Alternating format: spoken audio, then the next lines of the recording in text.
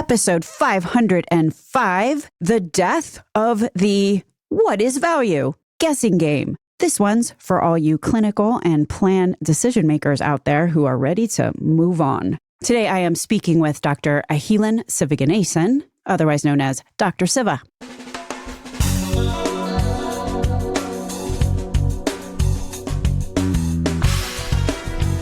American healthcare entrepreneurs and executives you want to know. Talking. Relentlessly seeking value. Hello, Relentless Tribe. Thank you so much for showing up today. All right, to start, let me lay out the goal of the episode today. This episode is for you if you are a self-funded employer looking to ensure your members are steered and tiered to real high-value care, and/or if you are a clinical leader looking to show up in the real high-value care tier and/or deliver the highest possible value to the community. Yeah, if you fit any of those descriptions, please stay tuned. I, for one, left this conversation pretty darn, hopeful is maybe the right word. My guest today is Dr. Ahilan Sivaganesan, otherwise known as Dr. Siva, and we are discussing, I'm going to call it, the death of the what is value guessing game. Because today we're digging into what Dr. Siva calls the Operative Value Index, the OVI. The OVI is a common mathematical language that allows purchasers to finally have the math to move away from some very lazy status quo provider networks, where value, cost, and quality is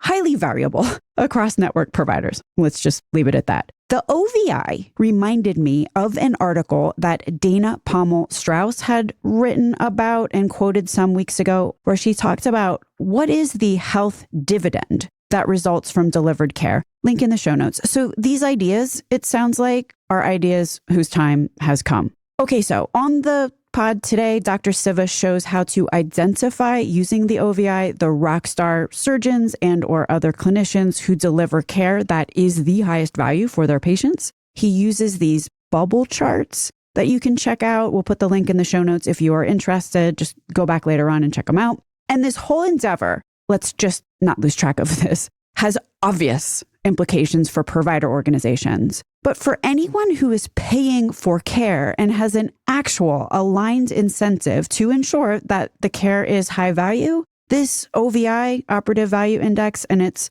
common math also allows us to pay in a way that, just saying the quiet part out loud, we can pay in a way that isn't one big old out of the gate perverse incentive. Which, we can say a lot about a lot, but if we're talking FFS, fee for service, or even most bundled payments at their just basic fundamental level, the only way the surgeon gets paid is to do the surgery, as just one example. If you're looking to align everyone around the common goal to have the best outcomes for the patient, that doesn't cut it.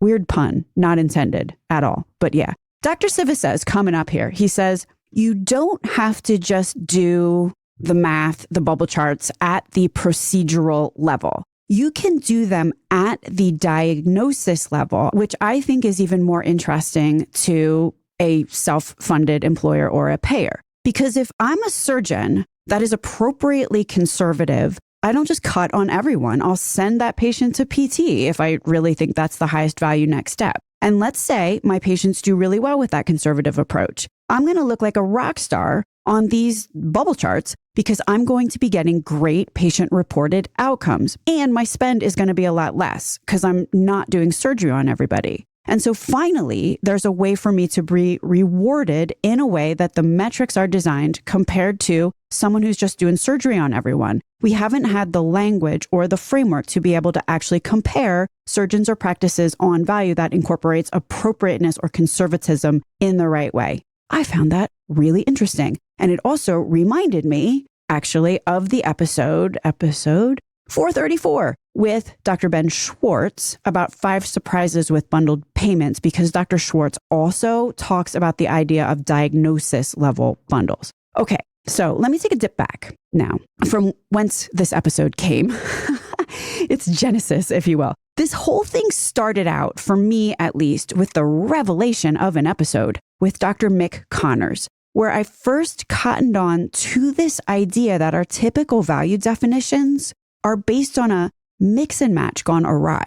I mean, we all say value equals outcomes divided by cost. And we say this very confidently, but let's get real.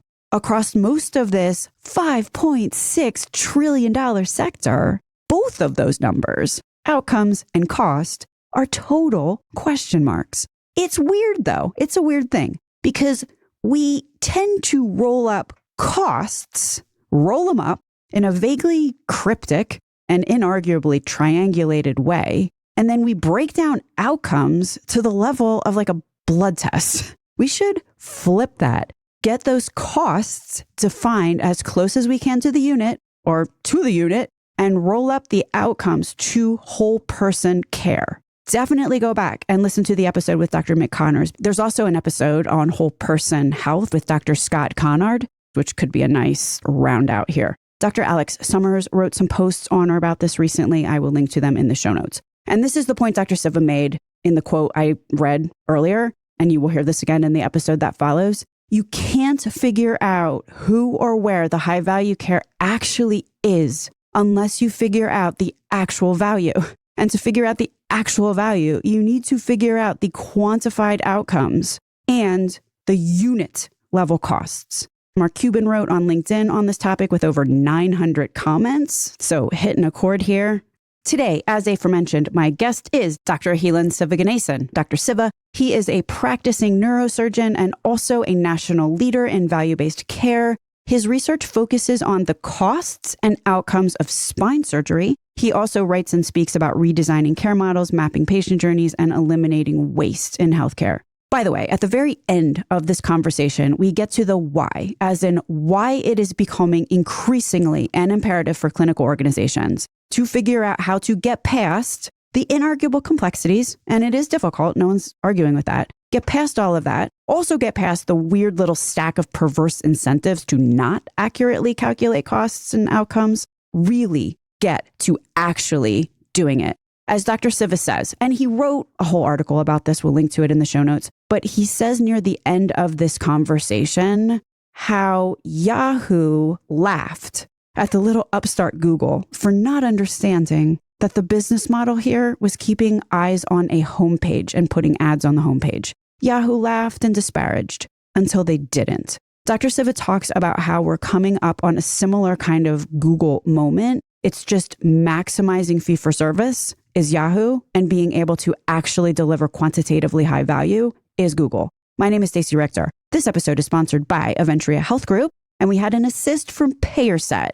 PayerSet has price transparency data in a very elegant interface. Certainly check them out, and I thank PayerSet so much for offering financial support to keep this podcast on the air. Thank you very much, PayerSet. Okay, so let's get to my conversation with Dr. Ahilan Sivaganesan. Dr. Siva, people want whole person health, and yet quality measures divide humans up into all these little pieces. And then on the flip side, when we're doing accounting, when we should actually, because every other industry on the planet does unit cost accounting, we roll everything up to the highest level we can possibly manage. It's kind of like, flip that. You actually have dealt into this. And as a neurosurgeon, I found this absolutely fascinating. How did you get here? That's right. Yeah. So first of all, thank you very much for having me. I'm a huge fan of the podcast. I listen every week. So it's a real honor to be talking with you today. But yeah, so, I've been involved in research around outcomes and costs of surgical care for many years now. But I will tell you that it was a shocking and very unsettling moment when I realized that most of the time, hospitals, surgeons, doctors don't have the first clue about the true internal costs of executing a given care episode. So if I do a spinal fusion on a patient tomorrow in OR 10 at the hospital that I work at, and I want to know the true cost to the practice or to the hospital of delivering that episode of care, it's a complete guessing game. You might be able to get a report that shows what the medical device costs were, or you might be able to get some information on reimbursement after a while, or charges, or sort of budget allocations. But really, when it gets down to brass tacks, what was the real cost of executing that care episode, down to the personnel, consumables, supplies, indirect utility costs. We don't really have a clue. And that is extremely concerning because in any other industry outside of healthcare, when you're running a business, how do you stay savvy, stay solvent without knowing your own costs? Especially when we're all complaining on the doctor's side about declining reimbursements, costs are going up, we all need to contain costs, we all hear this, and yet we aren't able to really dig down into the true cost. I mean, so that was an alarming realization. So that's absolutely fascinating. And spoiler alert, in a couple of seconds, I'm going to ask you why you care. So that's upcoming. But there's also that flip side, which is the outcome side of the house. What does that even look like? You know, we talk about quality measures. We throw this outcomes word around. Now we're all talking about appropriateness, which is something that's a big deal in your line of work. And again, it seems like it's like the opposite issue, right? We've got everything rolled down to like, what is someone's A1C, not how are they doing? What's their quality of life? How are they feeling as an individual? Which sounds, you know, even saying it and it sounds soft and squishy, whereas, you know, A1C is 7.0. It just feels a lot more quantitative and measurable in some way. But does that mean we're measuring in a way the wrong things? Thanks for bringing that up because we talk about the value equation all day long. No value-based care presentation is complete without the value equals outcomes divided by cost equation, right? And yet, to your point, we are getting down into the weeds sometimes to the level of like hand washing rates or readmission rates or ER visit rates and calling that quality. But in my view, we have completely missed the boat on what quality really means and how to measure it. And I'll give you an example. If my aunt, who say lives in Chicago, we think she might need a hip replacement, she's got hip pain, and we're trying to figure out what to do, where to go, where to start. It's not enough to know that, say, Northwestern has a surgical site infection rate of X, or they have a readmission rate of Y. I mean, that's the kind of quality metrics that we all sort of hear about. What do I really want to know? First of all, I want to know that if she gets a hip replacement by a given surgeon at a given hospital, what is the probability that a year later she is mobile, walking, pain-free, and satisfied with her outcome? That's like what this was really about. We don't really measure that at scale and make it visible to patients or payers. There's no consumer reports for specialty care where I can go in and say, all right, what matters to my aunt specifically? She cares about not being in the hospital too long. She cares about being able to walk 100 yards. What she really cares about is not having to have a second operation, even if it means something more involved up front. I should be able to dial those things in and then be able to compare hospitals, practices, and surgeons in a given region on the specific patient-reported outcomes that matter to her. That's real quality. And I'll go one step further, which is that it's not just about how good you are at doing surgery. Because to your point about appropriateness, if she has hip pain, maybe the right pathway for her is to start with PT, then try some injections, then try some yoga. And if none of those things work, then go for surgery. If she goes to a practice or institution where they're a little too aggressive, for example, in offering surgery, it doesn't really matter to me whether the surgical outcomes are great if she was never supposed to get surgery at that juncture in the first place. And so what that brings up is this idea that you have to measure quality across the entire care journey. And that means evaluating whether or not a patient is getting the right treatment at the right time by the right person, which is a very upstream concept to how good you are at delivering that surgical episode of care. Yeah, I think you're bringing up some really interesting concepts here that if what we're trying to measure, like what are we even doing here? At the end of the day, if everyone's got a great A1C or quality measure scores, but yet the community is dying around the hospital, which, by the way, is a thing, right? You've got a hospital in the middle of a community that is by any objective, reasonable measure not doing well, and that hospital is killing it on their quality scores. And one of the things, and we did a show with Dr. Rishi Wadhir on this a while back, just how easy it is if you have enough money to game these metrics, these biometric metrics. We did a show with Rebecca Etz from the Larry Green Center just on how biometric measures actually don't do a great job predicting how well a population is doing, but they're easy go-tos, right? So it's easy especially in this kind of quant world we live in, for us to sort of default to these go-tos in a way when at the end of the day, they may not be the best measures. Furthermore, if we're just talking about surgery, the best way to get a great outcome, frankly, is to operate on a person that might not really need the surgery. There was that huge study of if it was knee surgery or something like that, where they where they didn't actually do the operation. Right. And the patients it was like a placebo effect, right? So we can start to see that on the outcome side of the house, considering what the whole patient wants and needs and what their baseline is, definitely has some room for improvement. Let's just put it that way. I couldn't agree more. I mean, it's like appropriateness is the foundation of quality. You cannot have a meaningful conversation about the quality of a given intervention or surgery or whatnot without first answering the question of whether it is the right thing to do at that right time by the right person.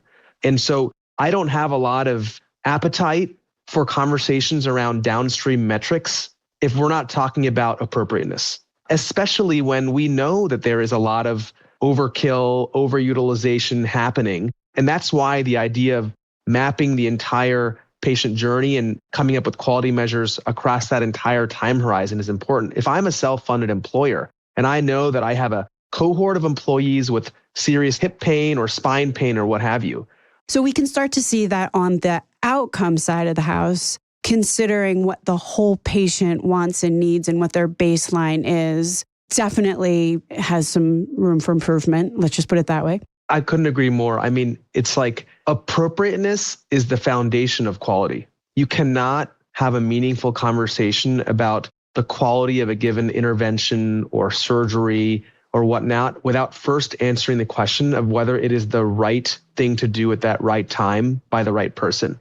And so I don't have a lot of appetite for conversations around downstream metrics if we're not talking about appropriateness, especially when we know that there is a lot of overkill, overutilization happening. And that's why the idea of mapping the entire patient journey and coming up with quality measures across that entire time horizon is important. If I'm a self-funded employer and I know that I have a cohort of employees with serious hip pain or spine pain or what have you, I want to partner with a practice where I have reason to believe that they are stewarding those employees to the highest value outcome across the entire patient journey. And if they need an expensive intervention or a surgery, that yes, they will deliver a good result in a cost-effective way, but only when it's absolutely appropriate and necessary. And if we don't have the ability to visualize and compare appropriateness in these high-dollar interventions in a meaningful quantitative way,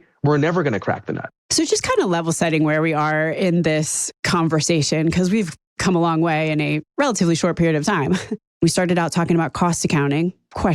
Yes. One of the things that just teed off this whole exercise around the cost accounting, just kind of starting at the beginning, and then we'll move forward here, is I said something about how any other business, if they went on Shark Tank and was just like, I have no idea how much my product costs, like they wouldn't even make it past the screener. And yet somehow we've got a $5.6 trillion sector in this country where everyone's okay and comes up with, let me tell you, you walk into a room and you start talking about cost accounting with any number of hospital executives, you will, for the next 3 hours, hear all of the reasons why they cannot do it.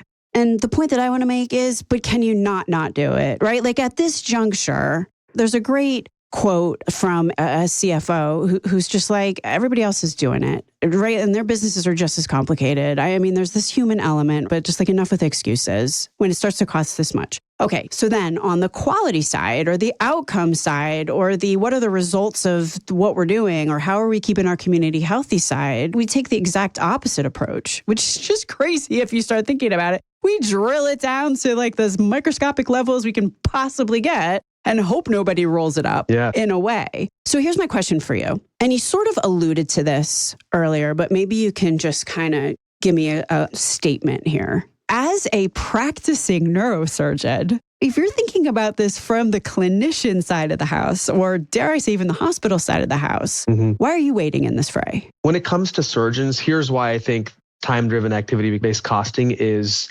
existential and like absolutely necessary in the coming years. We know that procedural bundles are coming.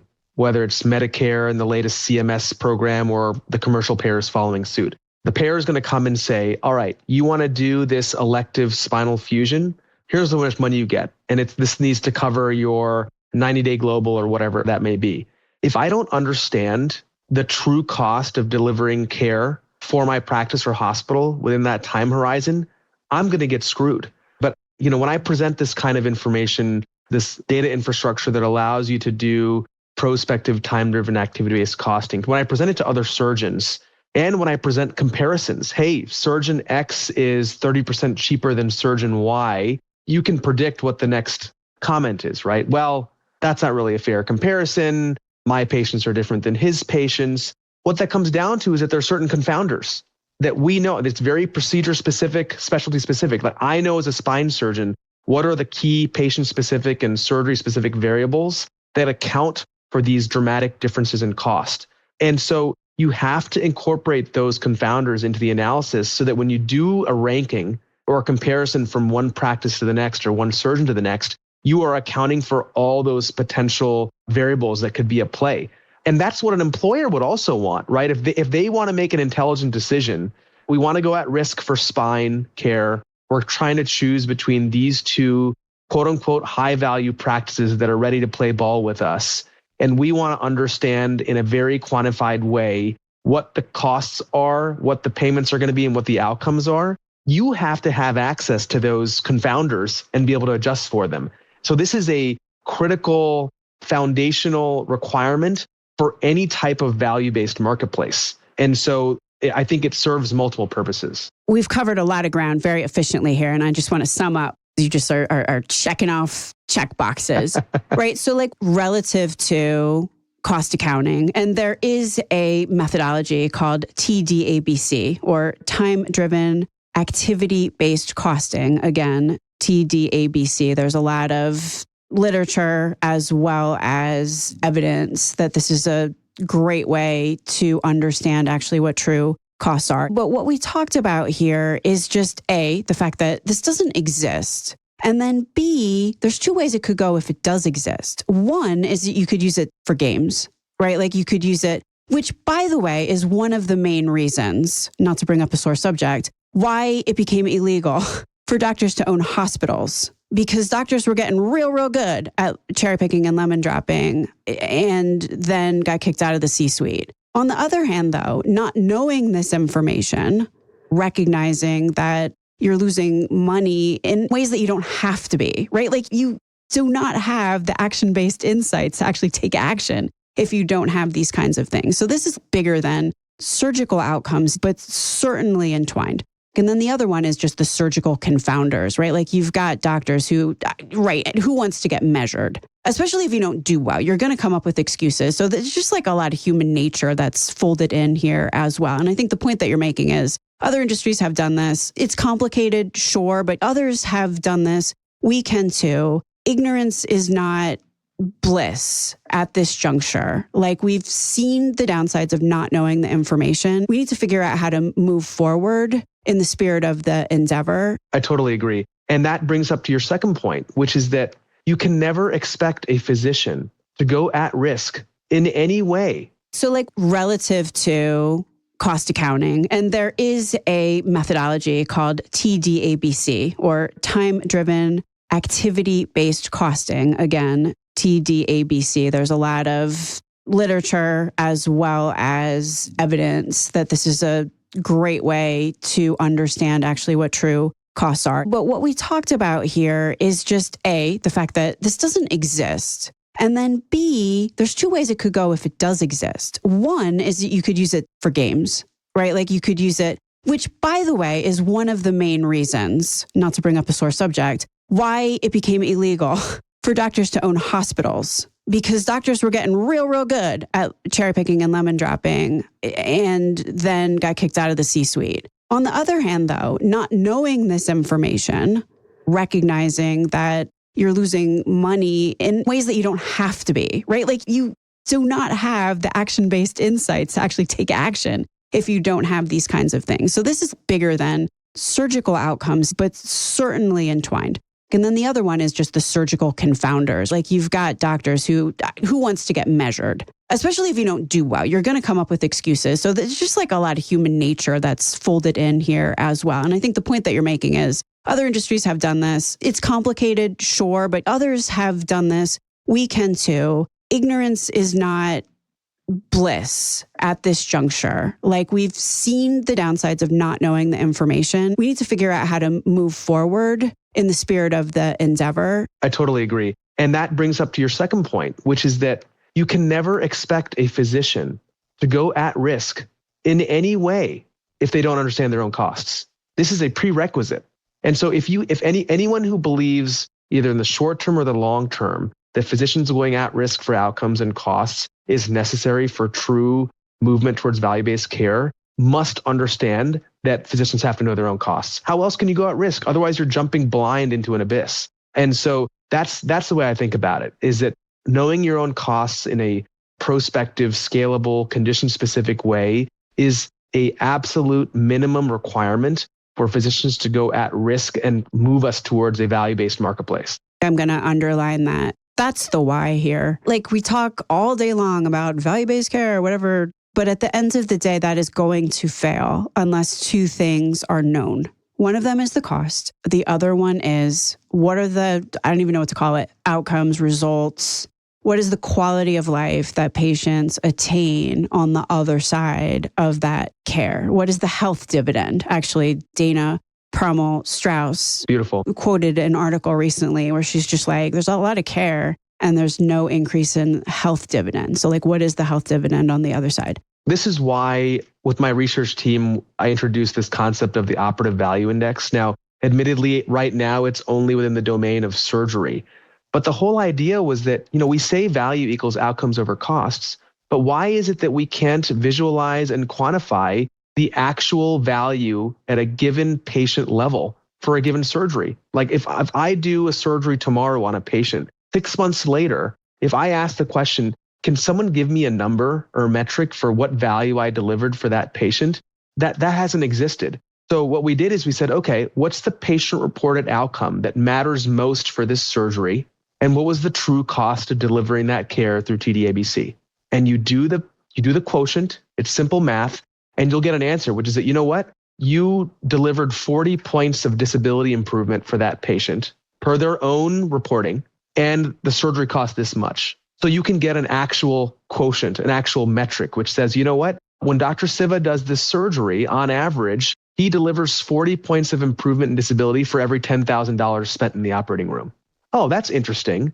Now we can compare that to other surgeons, or we can compare one practice to another, and a self-funded employer can say, oh, this is something I can actually sink my teeth into. We're actually creating a common mathematical language to compare the value delivery for a given condition, for a given procedure, and so you can actually make intelligent decisions. And it's crazy to me that this type of common metric doesn't exist. And there's no reason it has to stay within surgery.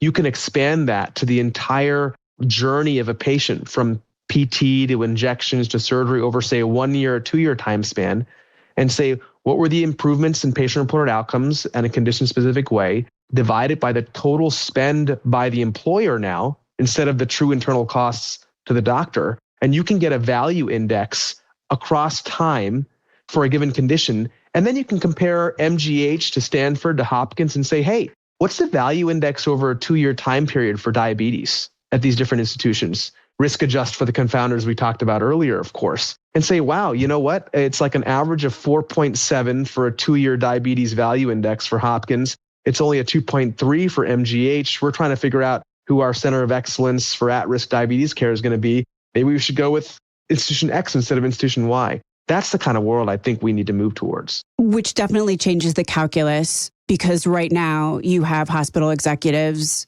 some of them so inclined, sitting in conference rooms trying to figure out who the profitable health failure readmissions are, right? So like, that's right.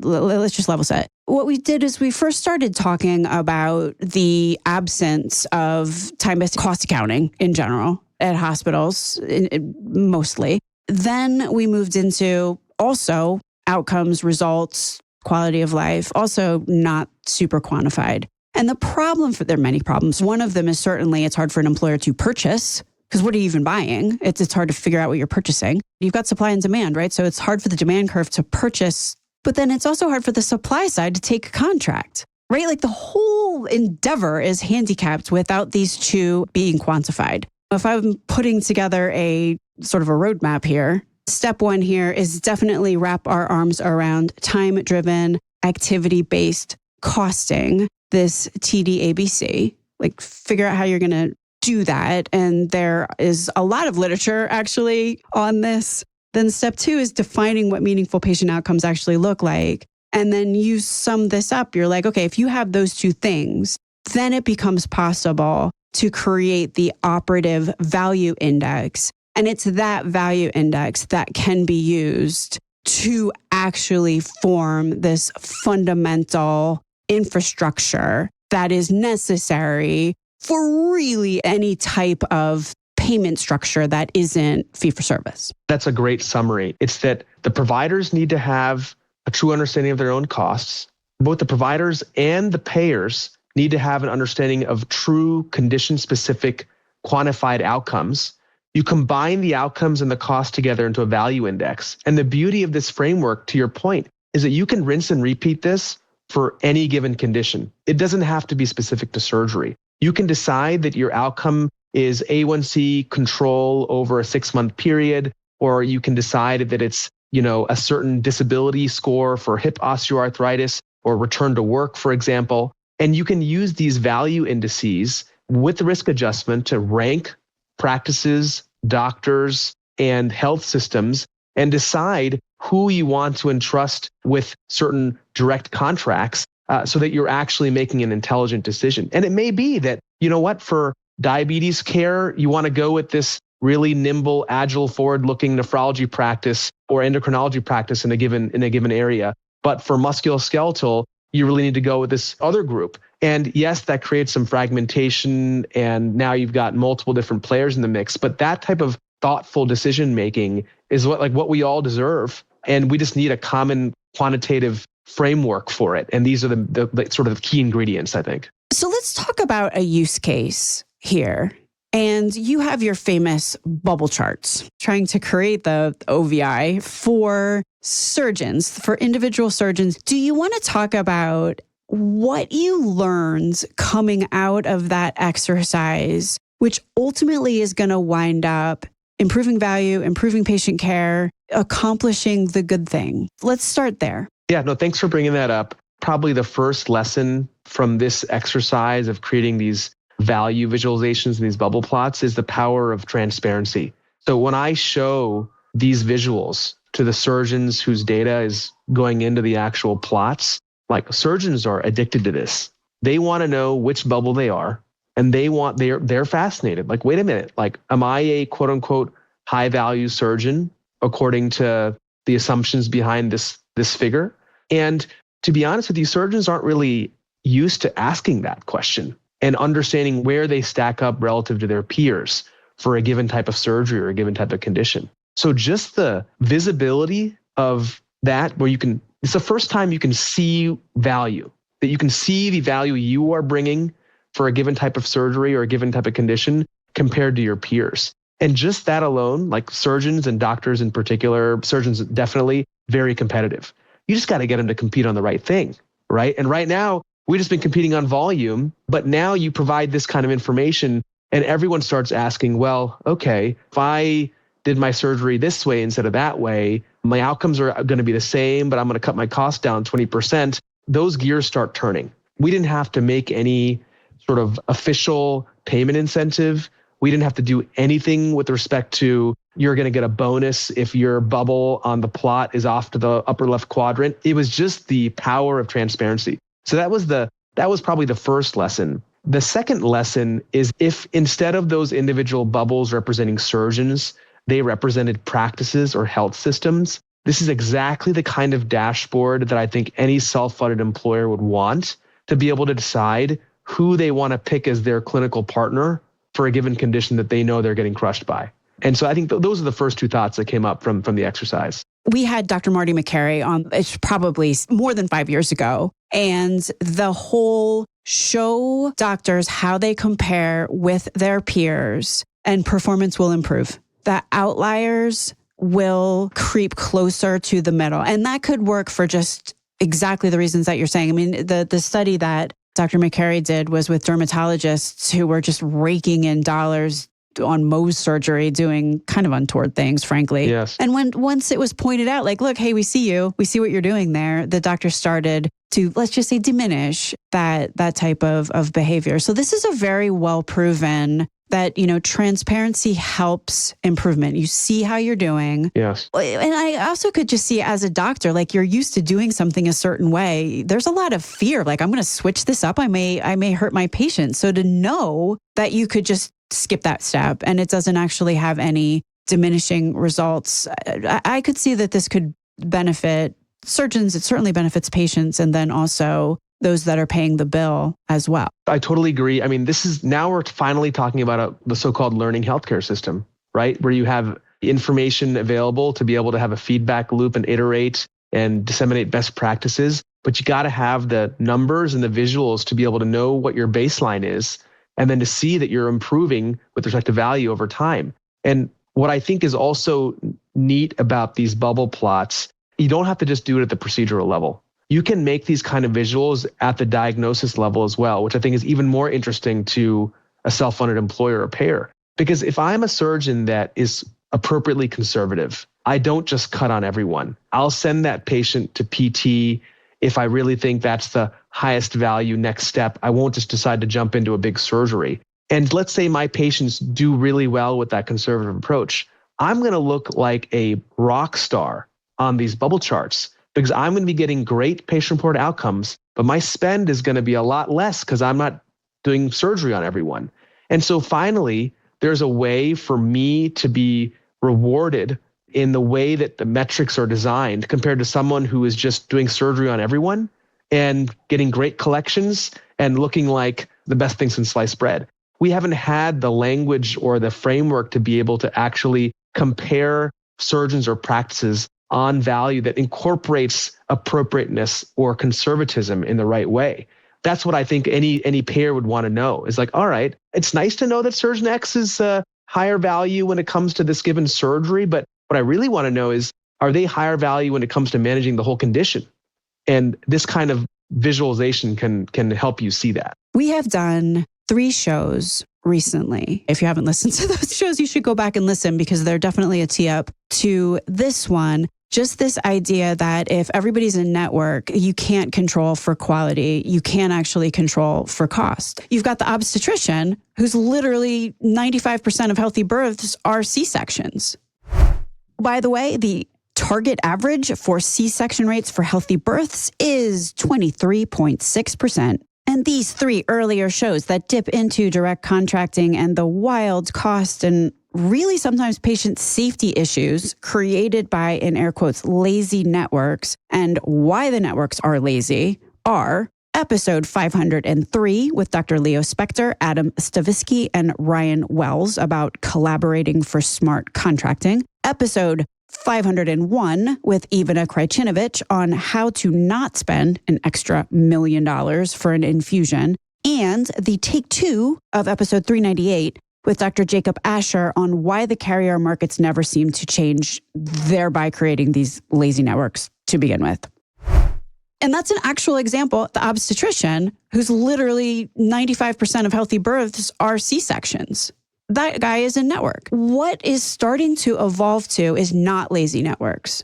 And I'm saying all this to say, in the world where entities are steering and tiering, this creates a demands curve that requires the supply curve to start doing some of the stuff that you're talking about here necessarily. I'm kind of getting the vibe that provider organizations, clinical organizations, the ones that are ahead here, have a value prop that could be very differentiated to be offering employers who are so inclined or consultants who are so inclined or like anyone who's just like, I just can't with these networks anymore. I think that is such an interesting point. I mean, this is the big blue ocean opportunity for forward-looking providers, right? You got to have the actual numbers and this mathematical framework to be able to say, you know what? We quantified the value for this OB practice versus the other one, they're doing way too many C-sections. And you know how we know? Because the value index looks horrible because there's way too much expensive surgery happening and they don't have the outcomes to show for it. Or you can replace that with any type of specialty care. So this value index concept can unearth the good actors and the bad actors, positive, negative deviance, and allow self-funded employers to be able to tier and steer appropriately. And to your point, the practices and the providers and the health systems that do first mover advantage here and start to develop these scores and reporting and provide them to the self-funded employers are going to be gems. And then everyone else is going to have to follow suit. But instead, everyone's competing on the provider side. Everyone's competing in this red ocean of how can I maximize my revenue and how can I get better rates and all that and compete within this existing pie. The practices that strike out of that trap and do this sort of work are going to be, godsends for these self-funded employers that are looking for something to make these decisions based off of. And with that in mind, I did just read an interesting Substack post by Dr. John Lee the other day about how infrastructure, especially at larger institutions, has to change in order to enable, he was talking about AI, to function properly, but also to probably do some of the computations that you're talking about. And that is not something you can just dedicate Tuesday to, right? These are some fundamental, both cultural, I would say, but also just infrastructure, data gathering. There's a lot of implications here that if we see that this is the way forward,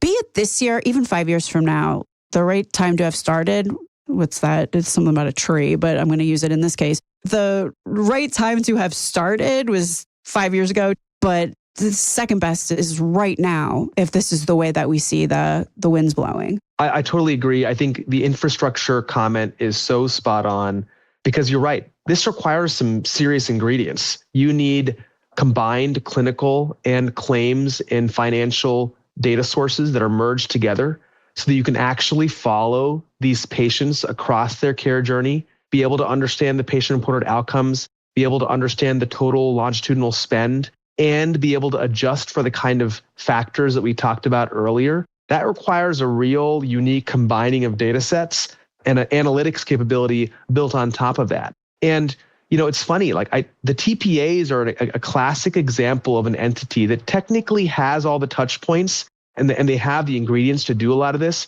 But in my estimation, they haven't really had the incentive or the mission to do that, right? Because their game is different. So there's an incredible opportunity for entities and groups that can actually help provide this kind of infrastructure as a software as a service so that every hospital doesn't have to build it from scratch, because that this is going to be a huge demand within the next couple of years. And if you can make it an easy button and walk a hospital's down the path towards having this analytics capability infrastructure to be able to send this information out to the self-funded employers and make your case, then you're going to have access to huge swaths of patients that you never had access to before because you earned it. It's going to be interesting to see who has wargamed that scenario is likely and start working to that end, and or who doubles down on there's no way we can possibly do that.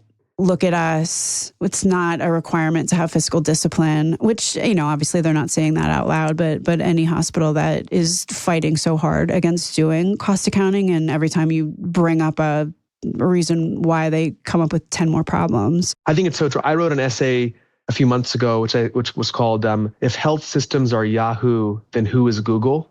And the whole idea was that Yahoo was like the darling of the internet economy years ago. And Google was this small upstart where you could get what you wanted really fast. You could kind of like a value-based practice. You could get the outcomes you wanted very quickly and very efficiently. But Yahoo was laughing at Google and saying, these fools don't understand the business model. The whole idea is to keep the customer on the home page so you can click the banner ads and keep making money. Sounds like fee for service, right? They didn't understand how you could make money in a different model where you're just going to get the customer to the destination most efficiently.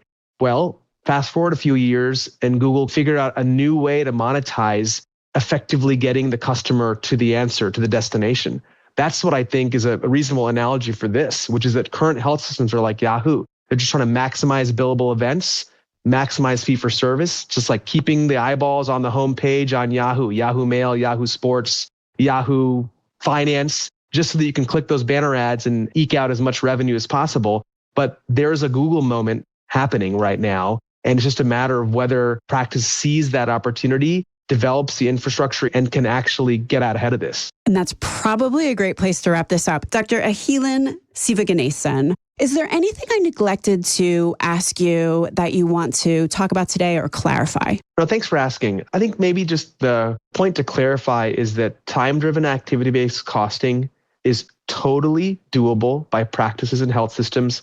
We've published a lot of work which gives you a roadmap for that. And secondly, that quantifying value through things like an operative value index or an episodic value index is a totally practical thing once you've built the initial layer of time-driven activity-based costing. And the practices that take this stuff seriously and are able to do this sort of work are going to be light years ahead of the competition, and they're going to win in this future marketplace where we actually move towards competition around value. Dr. Siva, otherwise known as Dr. Ahilan Sivaganesan, who I would highly recommend following on LinkedIn. And everything that Dr. Siva just said, we will certainly put in the show notes as usual. But thank you so much for being on Relentless Health Value today. Thank you so much, Stacey. Hi, this is Dr. Sam Flanders from Kata Health. One thing that stands out about Relentless Health Value is the caliber of the guests and the honesty of the conversations. It's one of the rare places where you hear strategies that are actually being used to improve healthcare.